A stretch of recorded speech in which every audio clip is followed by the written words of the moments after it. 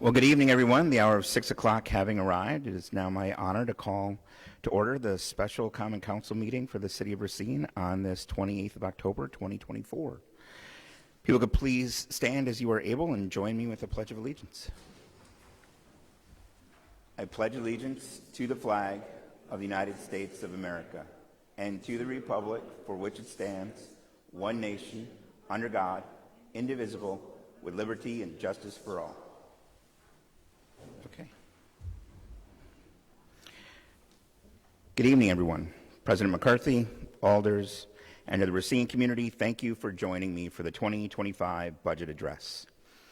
On Wednesday of this week, we will break ground on a new community center and health clinic. It will provide much-needed services in our community, where some of the disparities in healthcare are amongst the worst in the nation. Thank you to all of those who have made this possible. Economic development continues at a healthy pace with the opening of Bell City Square Phase 4 with the new coffee shop, The Inclusive Bean. Earlier this month, we cut the ribbon on the breakwater downtown. Looking ahead, Woodman's is well under construction at Regency Mall, and its building is beginning to take shape. Earlier this month, the council approved the next phase of Bell City Square. I look forward to the annual tree lighting ceremony on December 12th. For the fourth year now, our budget is reinforced by support from the federal government. The American Rescue Plan Act, or ARPA, has helped stabilize our budget, supported our Grow Racine programs to build up our middle class, and will allow us to break ground on the Community Center Health Clinic this week.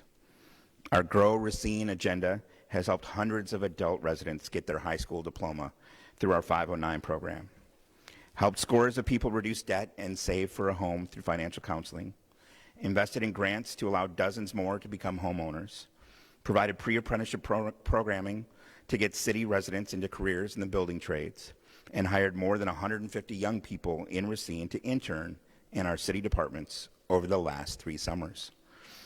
Because of the investments made by the federal government in ARPA, the bipartisan infrastructure law, the Inflation Reduction Act, we will build a health clinic and community center that will serve the community for generations to come. These investments would not have been possible without the leadership of the Biden-Harris administration or without congressionally directed spending from Senator Baldwin. So big picture on this budget. This is a budget that is balanced. It cuts no services. It eliminates no positions and reduces the property tax rate. So first, let's start with the numbers. All spending, including the regional water and wastewater utility, is $263,680,000. The city's operational budget is $100,310,000. The property tax levy is $58,520,000. The property tax mill rate will drop from 12.85 to 12.11 per thousand, the lowest rate in 14 years and the 7th year in a row I have proposed dropping the property tax rate. When I began as mayor in 2017, the mill rate was 16.93. Today, it is proposed at 12.11, a 28.5% reduction in our property tax rate, and again, the lowest rate in 14 years. So when you add property taxes and fees together on an average $175,000 home in Racine, this budget reduces them by just over 4% at an average of $2,488. When I started as mayor in 2017, that average home was paying $3,146 in taxes and fees.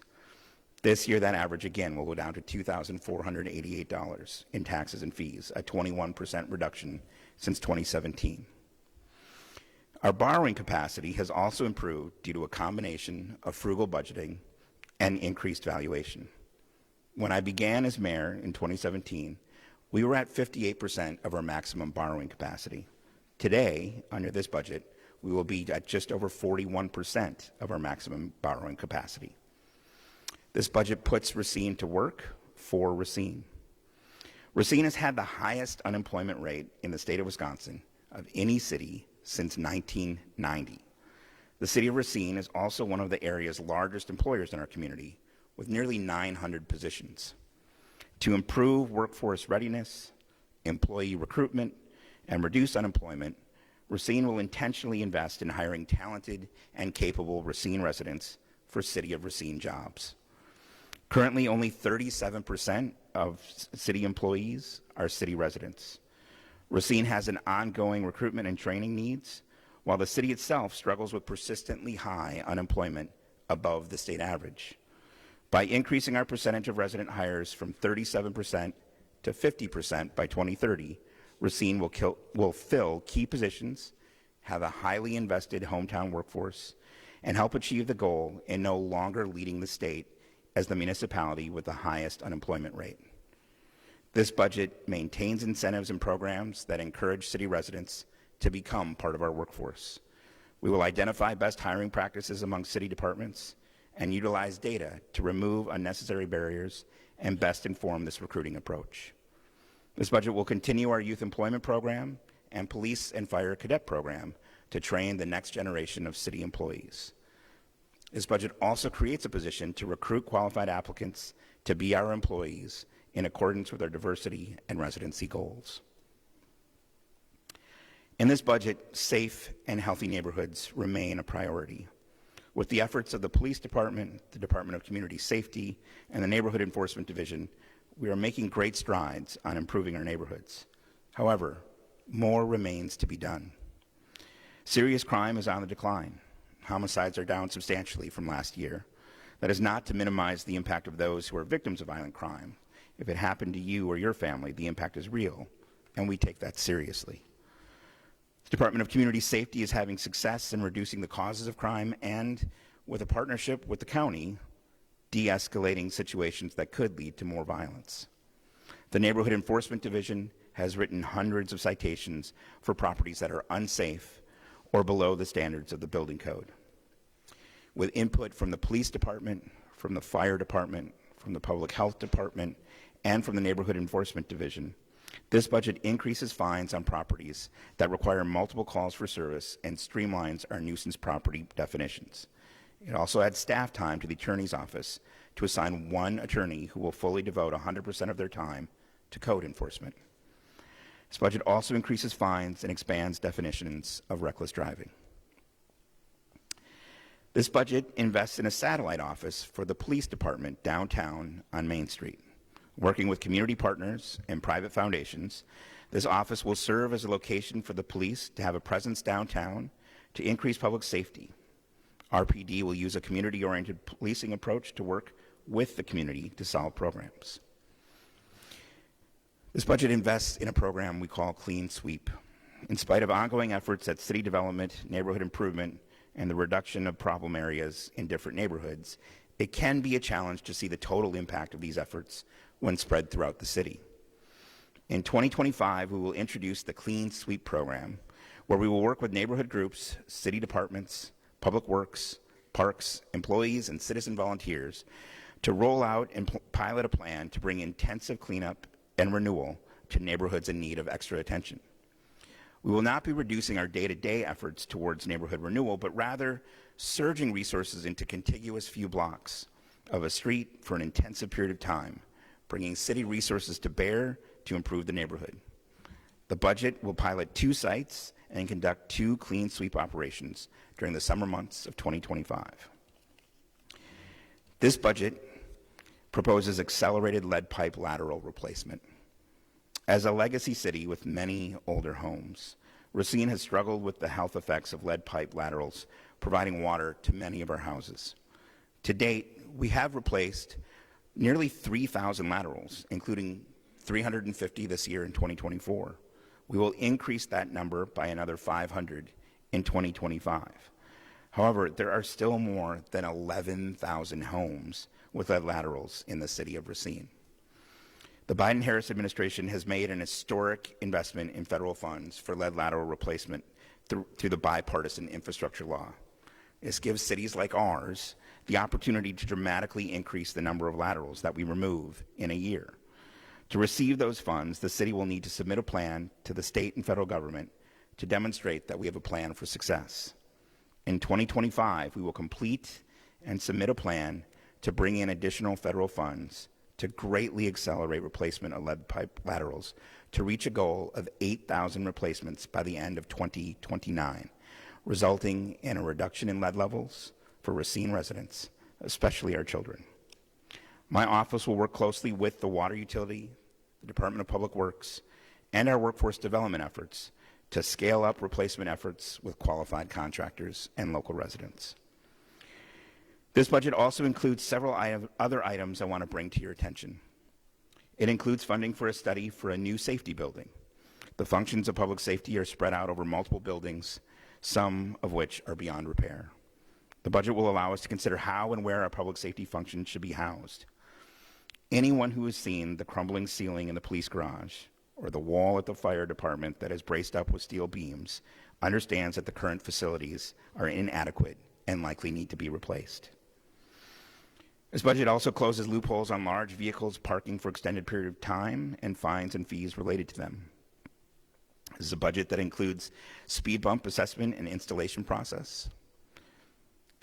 It increases parking fees and enforcement with the goal of breaking even on our parking utility budget. Cemetery fees are increased and brought in line with what other area cemeteries in the area charge for services. While these fees get us closer to covering costs, we still have some way to go before that occurs. There is a tree ordinance included with relevant policies and fees for trees in the public right-of-way. This budget also increases the stormwater fee, in part to cover the cost of sidewalk replacement if city trees in the public right-of-way adjacent to the sidewalk cause the sidewalk damage. On the whole, this budget stays the course of a balanced budget that prioritizes community health and safety, continues our efforts around equity and reducing disparities, and improves the quality of life for our residents. I want to end by thanking city employees who were critical to putting this budget together for your consideration. Thank you to all the department heads, but in particular Kathleen Fisher, Crystal Moore, and Jim Sullivan for the many hours spent on this document. I also want to just end with one note. Given where we are in the quadrennial cycle, I would also like to acknowledge the work of our employees in the clerk's office and all the poll workers who do the amazing work of running free and fair elections. I am so proud of the work city officials do to make sure that everyone who is eligible to vote gets to vote without harassment or delay. I just ask that we end by giving a round of applause for all the city employees and poll workers who are out there working towards a fair election. Thanks, everyone.